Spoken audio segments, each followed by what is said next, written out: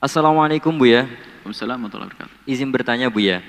Zaman sekarang itu ada yang namanya istilah standar perempuan ideal dalam sosial media. Jadi kaum wanita pada zaman ini banyak yang bercermin kepada wanita-wanita lain yang beredar di sosial media. Mulai dari fashion, dari ujung kepala sampai ujung kaki Buya, dijadikan cerminan penampilan sehari-hari. Yang ingin saya tanyakan, seperti apa pakaian perempuan yang sesuai dengan syariat Islam Buya?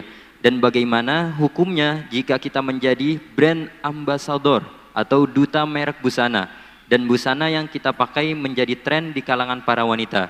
Terus seharusnya seperti apa sih Buya agar kita tetap menjadi makhluk sosial dan tetap mulia di hadapan Allah Subhanahu wa taala. Mohon pencerahannya Buya. Wassalamualaikum warahmatullahi wabarakatuh. Wanita, kemuliaan wanita itu kembali kepada dirinya sendiri. Selagi dia tidak bisa memuliakan dirinya, bagaimana orang lain akan memuliakan dia?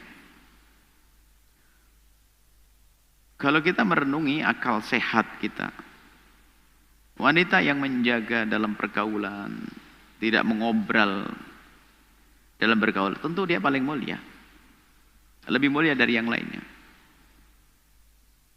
Bersosialisasi bukan sesuatu yang dilarang, tapi dengan siapa? Dan sebesar apa manfaatnya? Sebab ada bisikan-bisikan setan, ada pengen terkenal, masyhur. Kalau dalam dunia YouTube ada viral dan seterusnya. Itu kan godaan. Dan semua wanita pengen dianggap lebih cantik. Semuanya begitu, pengen disanjung dan sebagainya. Tapi wanita yang hebat memangkas hawa nafsunya dari rindu untuk itu semuanya.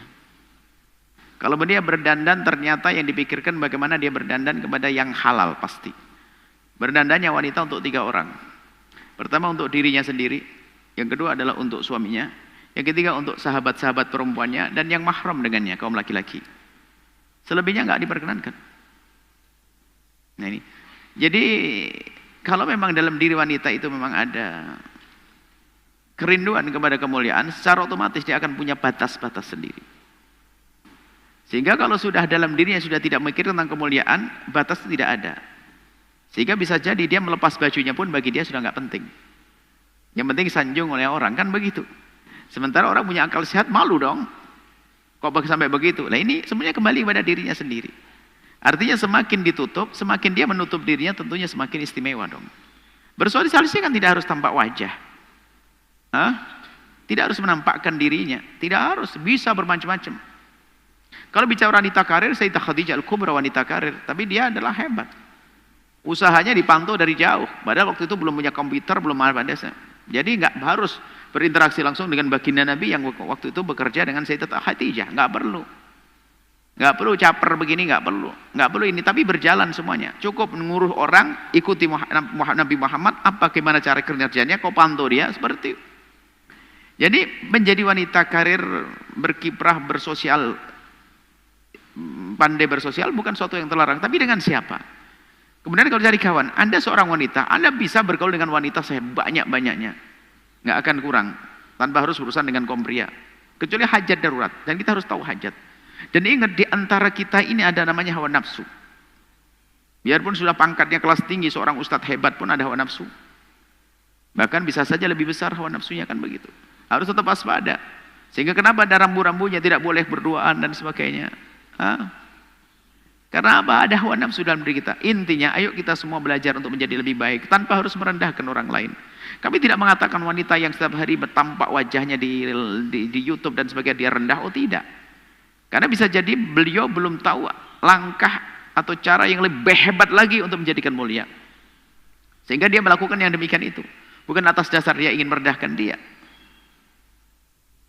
Cuman orang itu bisa membandingkan lah ya. Bisa membandingkan. Seorang laki-laki membandingkan seorang pria. Seorang ibu punya calon menantu 2. 2 adalah menantunya, cantik-cantik perumahannya. Cuma yang satu tuh Masya Allah. 2 dananya nggak karu-karuan. Waduh, sama laki-laki, wah, kalau sama laki-laki so apaan cuma, bang, Masya Allah, cakep banget, supelnya luar biasa lah. Yang satu Masya Allah, cara pandangannya luar biasa, tidak pernah menatapkan wajahnya ke kaum pria. Kalau suruh milih mana ibu ini? Pasti milih yang Yang kedua ini, itu secara otomatis. Sebenarnya memilah yang, bahkan termasuk itu yang suka buka-buka aurat pun juga lebih senang dengan yang demikian itu. Kalau masih normal. Tapi ingat, kita pun juga tidak boleh merendahkan wanita-wanita yang, mohon maaf, yang masih aktif di media sosial dengan cara yang tidak beradab itu. Apa? Yang kami yakini bahwasanya jika ada kesalahan-kesalahan di media-media itu saat ini adalah bukan karena mereka menantang Allah, tapi mereka belum mengerti apa yang terbaik yang bisa aku lakukan.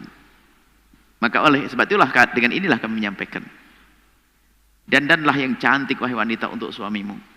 Nah sekarang kebalikannya, kalau hadir pengantin dan sebagainya, dandannya ditempelin semuanya. Kalau sudah sama suaminya dikasih masker mukanya. Nah ini kan, masa perempuan begini gimana? Daster tahun 80 tuh, Masya Allah. Baju bagusnya pakai orang lain, nah, ini kan keblinger.